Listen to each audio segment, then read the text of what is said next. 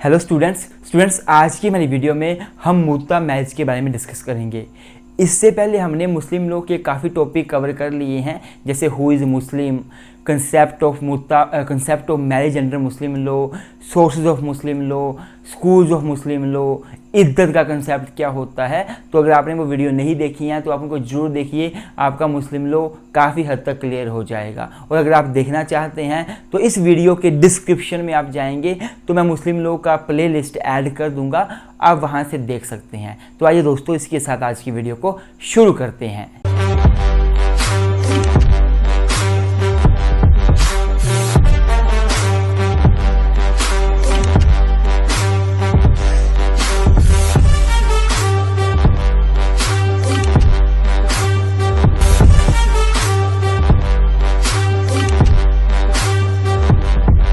तो स्टूडेंट्स, अगर मैं मुत्ता मैरिज की बात करूं, मुत्ता मैरिज जो है ना, इसका सिंपल सा मतलब होता है टेम्पररी मैरिज। मुत्ता marriage is a kind of temporary marriage. ये एक प्रकार की टेम्पररी मैरिज है। टेम्पररी बोले तो 1 साल के लिए, 6 महीने के लिए, 2 दिन के लिए। जैसा कि मैंने आपको पीछे बताया था कि जो मुस्लिम मैरिज है, जो निकाह फॉर्म में होती है, वो टेम्पररी मैरिज नहीं हो सकती। टेम्पररी मैरिज तो इनवैलिड मैरिज हो जाएगी, वाइड हो जाएगी, जीरो वैल्यू हो जाएगी मैरिज की, मैरिज होगी ही नहीं। पर मुत्ता marriage is a temporary marriage. मैंने उस टाइम पे बोला भी था, इवन दो मुत्ता मैरिज इज द एक्सेप्शन, तो इसलिए बोला था कि मुत्ता मैरिज का मतलब होता है टेम्पररी मैरिज।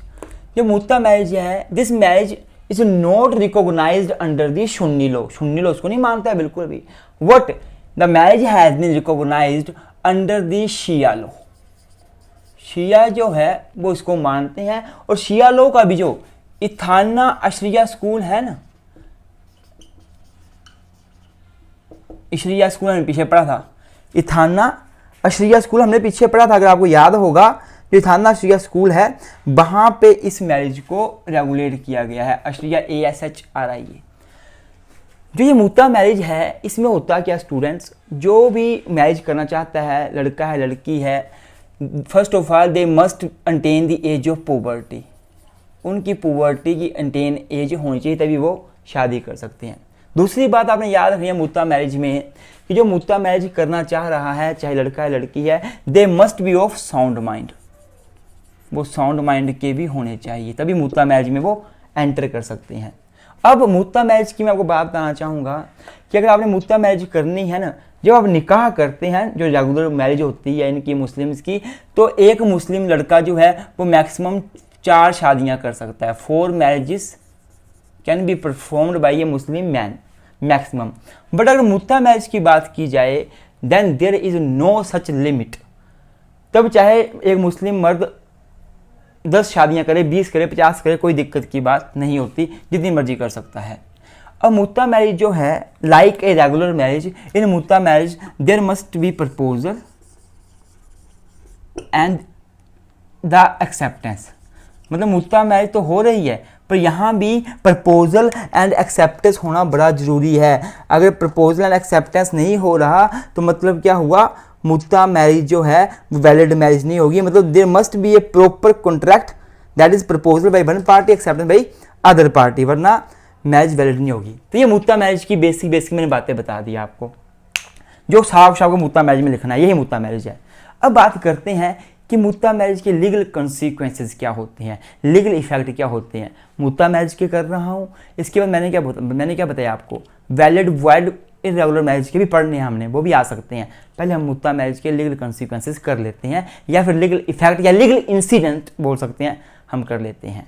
तो स्टूडेंट्स, अगर मैं बात करूं लीगल इंसिडेंट्स की, तो हमने देखा कि मुत्ता मैरिज टेम्पररी मैरिज है, कुछ टाइम के लिए होती है, पर पार्टीज मेजर होनी चाहिए, पॉवर्टी अटेन की होनी चाहिए, प्रॉपर कॉन्ट्रैक्ट बनाएंगे, सारा कुछ। बात यह है कि इसके लीगल इंसिडेंट्स क्या होंगे। देखो, मुत्ता मैरिज जो है, वैसे तो आपको पता ही है, सुन्नी लोग रिकॉग्नाइज ही नहीं करता, शिया मानता है, इथाना शिया स्कूल। तो इसके लीगल इंसिडेंट्स क्या होते हैं। सबसे पहला जो लीगल इंसिडेंट्स है, या क्या कंसिक्वेंसेस होंगे मुत्ता मैरिज के, पहला ये कंसिक्वेंसेस होगा कि जो मुत्ता मैरिज की पार्टीज हैं ना, हस्बैंड वाइफ जो बने हैं, they will not inherit, they can not inherit the property of each other.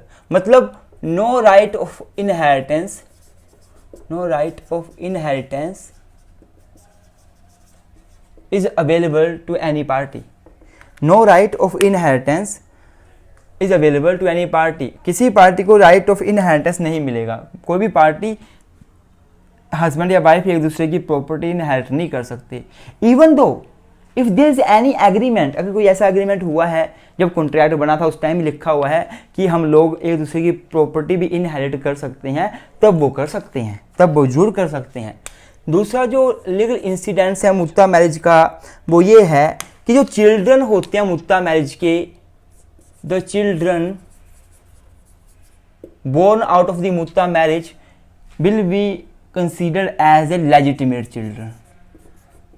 उनको लेजिटिमेट चिल्ड्रन माना जाएगा and they can inherit the property of their parents. और वो बच्चे अपनी माँ बाप की प्रॉपर्टी को जरूर ले सकते हैं, उनको राइट है. जो तीसरा पॉइंट है मुत्ता मैरिज का, वो ये है कि मुत्ता मैरिज कब डिसॉल्व हो जाएगी. द मुत्ता marriage will be dissolved after the expiry of the fixed time period. जैसे ही टाइम पीरियड खत्म हुआ वैसे ही मुत्ता मैरिज खत्म हो जाएगी. जितना टाइम पीरियड के लिए मुत्ता मैरिज बनाई गई है, 2 साल 3 साल, वो पूरे होने के बाद ऑटोमेटिकली ही मुत्ता मैरिज को खत्म कर दिया जाएगा. मतलब the marriage is dissolved, the marriage is dissolved इप्सो facto bye fact, एकदम सही, इप्सो facto on the expiry of the fixed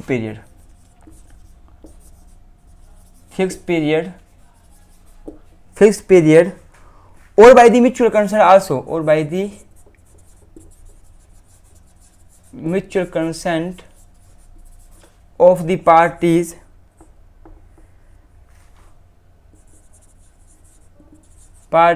or by death of the parties. मतलब पार्टी की डेथ हो जाए, मर जाए पार्टी, म्यूचुअली वो अलग होना चाहें, या फिर टाइम पीरियड एक्सपायर हो जाए, तो वो मुत्ता मैरिज को ख़त्म भी किया जा सकता है. ऐसा नहीं है एक बार मुत्ता मैरिज हो गई तो अब इसका क्या होगा, ये कभी ख़त्म ही नहीं होगी, ऐसा नहीं है, ये ख़त्म हो जाएगी. चौथा पॉइंट जो है, फोर्थ पॉइंट जो है, वो बात करता है कि मुत्ता मैरिज जो है it has not been recognised under the Sunni law.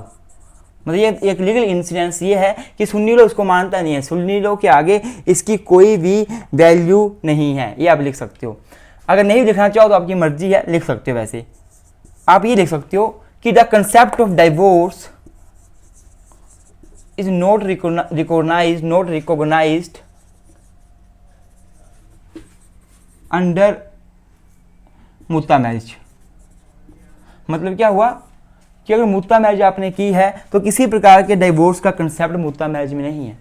अगर आपने मुत्ता मैरिज की है तो अब डाइवोर्स से आप अलग नहीं हो सकते. आप अलग कैसे होंगे, या तो आपका टाइम पीरियड एक्सपायर हो जाए, या म्यूचुअली आप एग्री हो जाए अलग होने के लिए, या फिर किसी एक पार्टनर की डेथ हो जाए, तब आप अलग हो सकते हो.